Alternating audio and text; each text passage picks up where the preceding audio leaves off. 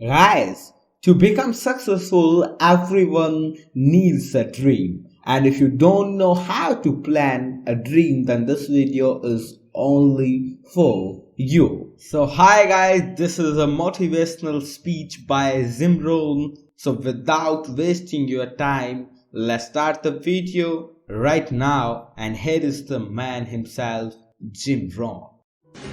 Now, can too much discipline be a bad thing? Can you possibly be too disciplined? Too much of anything is a bad thing. Life without balance results in an unbalanced life. Walking around the block every day is good. Walking or running 6 hours a day is bad. It's obsessive. Unless, of course, you make your living as a marathon runner. Then you're doing your job.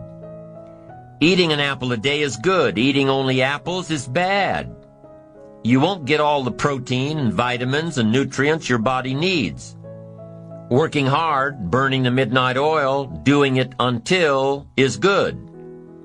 Working nonstop, never taking a vacation, never having any fun, never spending quality time with the people you love, working day after day, month after month, never taking a break year after year is bad.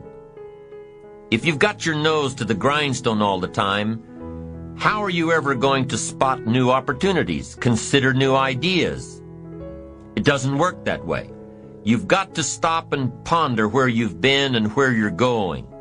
You've got to reflect so you know if you're even on the right track.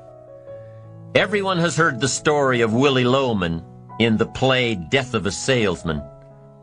Willie was a workaholic. He typified the old-fashioned concept of success.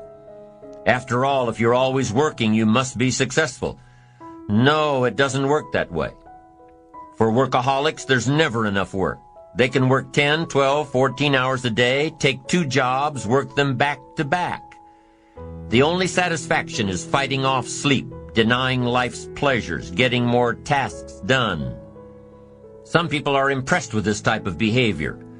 But just because a workaholic spends too much time working, that doesn't mean he or she ends up with the most money. These people are generally more task-oriented than results-oriented. They're busy being busy, not busy being productive. Workaholics generally end up alienating their families, losing their health, facing a crisis of values. Now, wouldn't you prefer a life of productivity rather than a life of tasks? Of course. When you schedule your time and take advantage of your time, you can work smarter instead of working longer, and you'll probably end up getting more done than the workaholic, and still have time for other things in life.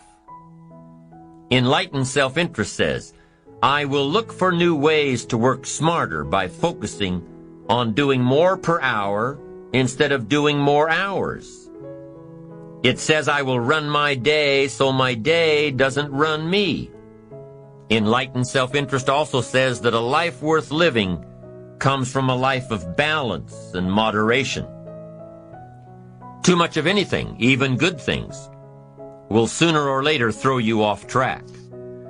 Now, here's the key technique that you can use in your life to help keep you on the right track. This technique is called visual chain thinking. Ambitious people don't see each step toward their goals as a singular step. Each discipline as a singular discipline. Each project as a singular project. Each sale as a singular sale. With everything they do and with every discipline they adhere to, they see it all as part of a chain. A link in the chain of events and actions that will lead them to their final destination. Every action and every discipline today is a link in the chain.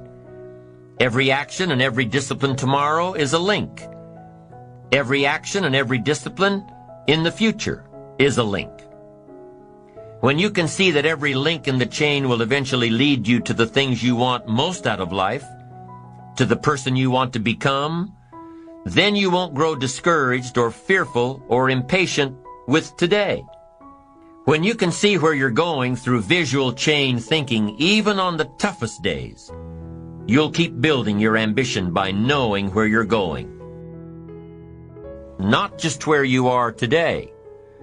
Part of this visual chain thinking is built when you decide on your direction, when you can see where you're going to end up before you get there.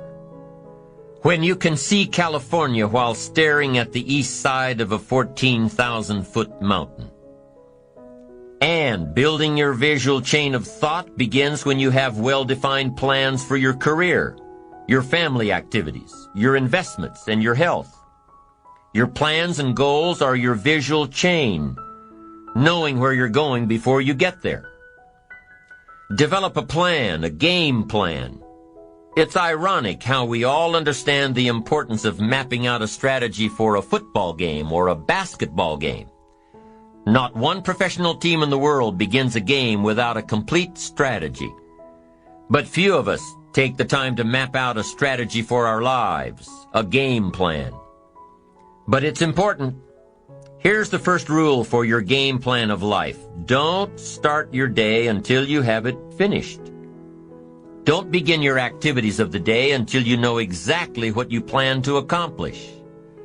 Don't start your day until you have it planned, and do this every day. I know all this writing takes time and a disciplined effort, but remember that value is the fruitful result of discipline, not hope. Once you've mastered the art of planning your day, you're ready for the next level. Don't start your week until you have it finished. Don't begin your activities of the week until you know exactly what you plan to accomplish. Don't start your week until you have it planned. Just imagine what life would be like if you took time out of every Sunday to plan your week. Come Friday, you won't be saying, "Boy, did this week fly by. Where did it go? What did I do?" No, if you plan your week before you start it, you'll know exactly what you want to do, what you want to accomplish, what you need to work on. If you learn to plan your days as part of your overall game plan for the week, the parts will fit much better. Your days will be better, more effective. You'll be working smarter, not harder. And when you've learned to plan your week, guess what? You've got to plan your month. Don't start your month until it's finished. By developing a game plan for your days, your weeks, your months, by developing and following your game plan, your days and weeks and months all become part of a bigger plan, a bigger design, a long-term view of your life, a visual chain.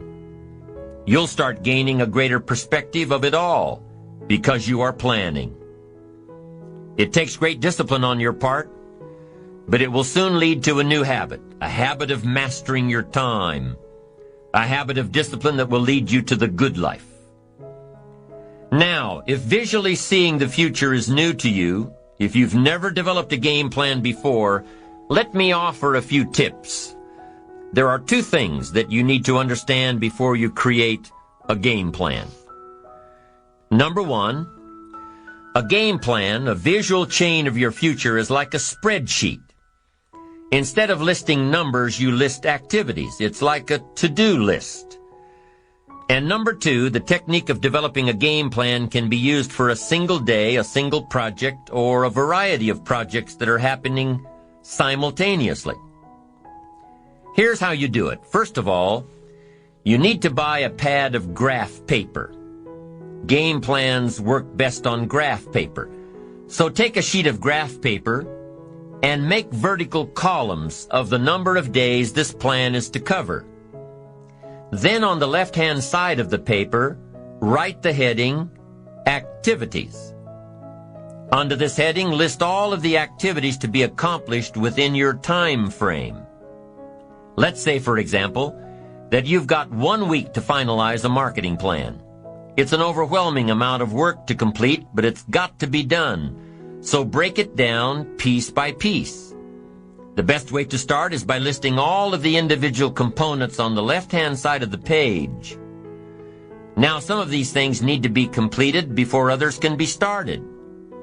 You need to have your market research results in before you can determine your target market. You need to know your target market before you can develop your marketing strategy. You need to have your marketing strategy before you can create a budget for collateral materials and so on. When you break down the project piece by piece, deadline by deadline, you can be more effective in delegating the appropriate pieces of the puzzle. And you can be more effective in doing your own work while orchestrating the rest. Thank you so much for watching this video. Subscribe this channel for more motivational speeches.